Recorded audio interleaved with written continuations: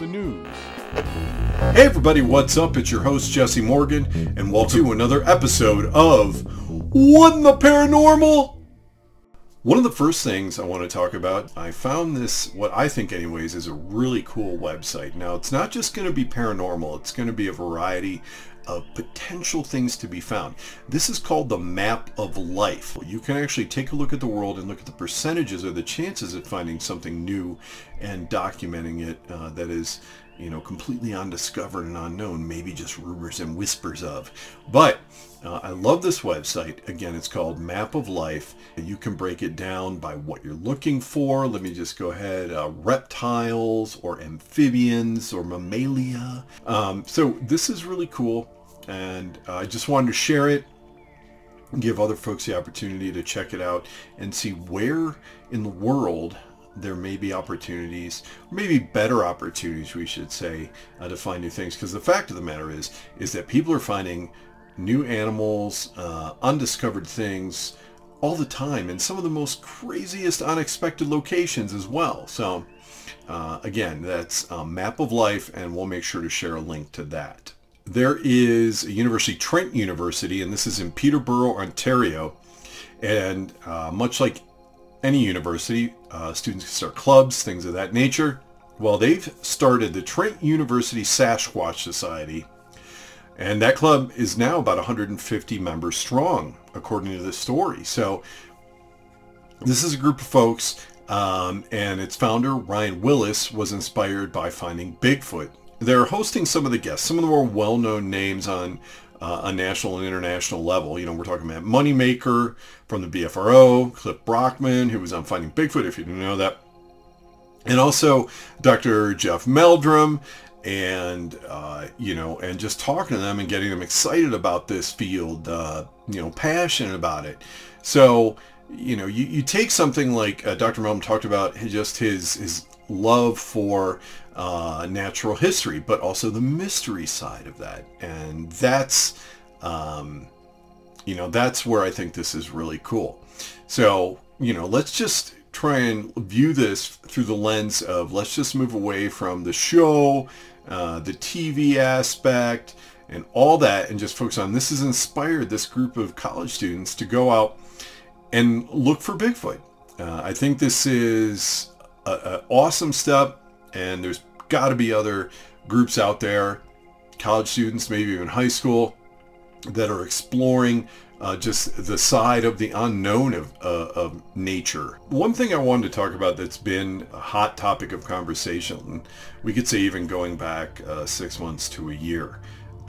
It all started with the the government, the Pentagon, officially stating that those videos of the objects that were recorded with the fighter jets to be authentic, and also to be unknown in terms of what they had on video. The government also recently released just over 1,500 pages of previously classified documents regarding the ATIP program. And along with that, if that wasn't good enough, the icing on the cake is the former ATIP director also has since come out and talked about a lot of things online. There's all kinds of videos to see regarding that conversation and more information on what was released. But what I wanted to touch on a little bit is kind of the thing that goes on behind that, and that is a FOIA request, or Freedom of Information Act request.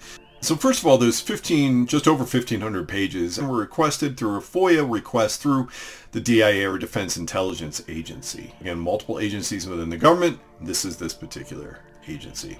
Why do we have the ability to do this? What is it? And why is it important? So the Freedom of Information Act, or FOIA, actually was available since 1967, and this is a way where the government's tried to provide a little more transparency relating that to democracy. So basically it gives the public the right to request access to records from any federal agency. The cool part about this is that federal agencies are required by law to release those documents to the person that requested it unless it falls under, there's 9 exemptions, which can protect, interests such as personal privacy, national security, law enforcement, things of that nature. Can I make a FOIA request? Yeah, I absolutely can. Most likely you can too. Really, actually, any person who's a United States citizen or not can actually submit a FOIA request. So the 9 exemptions, I wanted to touch base on those a little bit because I came across something kind of interesting. So the first one is anything that's deemed or is classified to protect national security. Okay, cool. That's a broad umbrella, though, how maybe that's defined by the individual agencies. Here's the one that gets me. Okay, information related solely to the internal personnel, rules, and practices of an agency. Maybe that particular agency has something set up where it can't release that information. So based on its own policies that it has in place. Also, information is prohibited from disclosure by another federal agency. Just adds to the excitement and the layers of that trying to get this information cake. Trade secrets or commercial or financial information that's confidential or privileged. Okay, makes sense. Here's another interesting one. Exemption 5. Privileged communications within or between agency, including those protected by the deliberative process privilege. And, that means that any records processed or created less than 25 years before the date on which they were requested. There's, of course, attorney work product privilege and attorney-client privilege. Okay, I get that. That makes sense. Exemption number 6, information that if disclosed would invade another individual's personal privacy. Exemption number 7 gets a little complicated because this is information compiled for law enforcement purposes. And I am not going to go through that long subcategory list, but basically this is stuff that makes sense. Stuff that's still going on, stuff that's still going through maybe legal proceedings, the part touching on, again, personal information, information that concerns the supervision of financial institutions. That's a good one. Don't want to know that. And Exemption 9 is interesting. It's also the last one. And I'll be honest with you, I'm going to have to do some research on this one separately, but it is geological information on wells. If there's someone out there that knows the details of why that is on there, it seems kind of odd, but I'd be curious to know. You can go through this process and take your time. And of course, there is a government website, FOIA.gov, where you can go and learn more about this as well. But this is how these folks who are being very diligent in this process, are taking the time to go through this process, are getting this information. Some of these processes have been going on for years and years. All I got to say is don't call it a comeback because Loch Ness has been here for years. There has been another sighting of the Loch Ness Monster, and actually potentially not the first sighting of the Loch Ness Monster in 2022.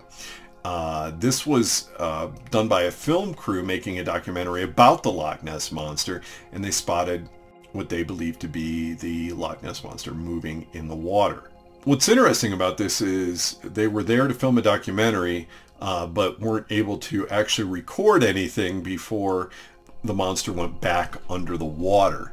There are a couple low-res photos from, of course, a cell phone. The documentary film crew at the time wasn't actually able to film it as they were driving down the road at the time, but they did get out their cell phone and take at least one picture of the ripple in the water expanding from where the creature had actually disappeared back down into the water. They actually took the time to describe what they saw, kind of how it looked. They described it as almost like a whale skin crossed with a fish skin. It was very dark in color and darker than the water that was surrounding it. So they talked about the grays, dark grays, black, browns in color. And it almost looked like how a whale hunt might be breaking the surface of the water minus the fin. And they talked about there definitely was movement. They estimated it to be at least 15 feet long, maybe bigger. And it was around the middle of the loch. They also said they didn't see a boat. There was a small speedboat, though, that came up the loch after the sighting, but according to them, wasn't anywhere near it. This is the, I guess you could say, the first official Loch Ness sighting, Loch Ness Monster sighting of 2022. But there is a longtime Nessie hunter who has stated that they have allegedly recorded 2 videos of something unexplained on the lock from back in March. So with that, I just want to say again, thanks for taking the time. Check out an episode of What in the Paranormal with me, Jesse, your host, and we'll see you next time on What in the Paranormal?